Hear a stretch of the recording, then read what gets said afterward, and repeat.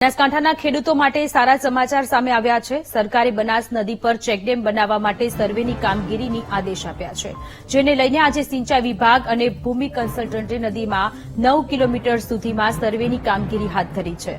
બંને વિભાગની ટીમ આગામી 8 થી 10 દિવસમાં બનાસકાંઠામાં 9 કિલોમીટરનો સર્વે કરશે, જેમાં બનાસ નદીના બંને કાંઠાનો વિસ્તાર, સોઇલ ટેસ્ટિંગ સહિત અલગ અલગ બાબતોની તપાસ કરવામાં આવશે। મહત્વનું છે કે બનાસકાંઠા જિલ્લામાં ઉનાળાની શરૂઆત થતાની સાથે પાણીની સમસ્યા ઉદભવતી હોય છે, ત્યારે સરકારના આ નિર્ણયથી હજારો ખેડૂતો અને સ્થાનિકોને ફાયદો થશે। આ ઉપરાંત ચેકડેમ બનશે તો ચોમાસામાં પાણીનો સંગ્રહ થઈ શકે અને પાણીનો સંગ્રહ થતાં ડીસા પંથકમાં પાણીના તળ જળવાઈ રહેશે, જેથી ડીસા તેમજ આસપાસના વિસ્તારોમાં ખેડૂતોને સિંચાઈ માટે અને લોકોને પીવાના પાણીની સમસ્યા દૂર થશે। આજે મેસેજ અને સમાચાર એવા મળ્યા છે કે ડીસા બનાસ નદી ઉપર ચેકડેમ બનાવવાનું કામ કંઈક સર્વેનું ચાલુ કર્યું છે।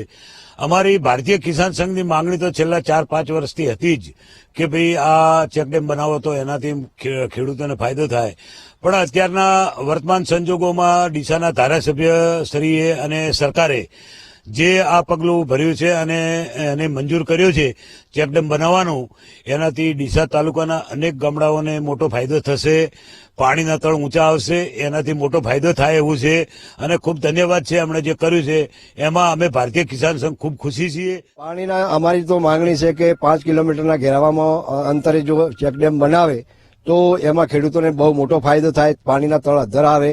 જે ખેડૂતોને આર્થિક બોજ પડે છે કે કોલમો વારે ઘડીએ ઉતારવી અને જે મોટરો બળી જાય છે એ મોટરો ના બળે અને કોલમો ના નાખવી પડે, એના ખર્ચમાંથી ખેડૂત બહાર આવી શકે।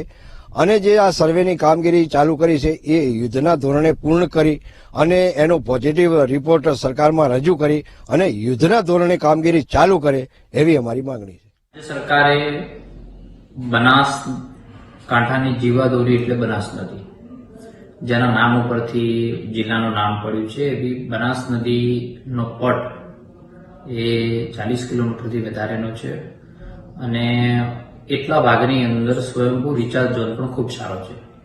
ત્યારે અમે સૌ ધારાસભ્યશ્રીએ મુખ્યમંત્રી સાહેબને રજૂઆત કરી હતી કે એમાં આપણે સિરીઝ ઓફ ચેકડેમ બનાવવા જોઈએ।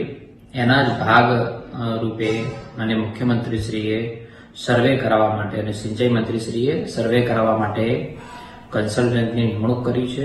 એની તમામ સંભાવનાઓ તપાસ કરી અને પછી એની ચેકડેમની ડિઝાઇન બનાવવામાં આવશે। આ થવાથી લાખો ખેડૂતોને ફાયદો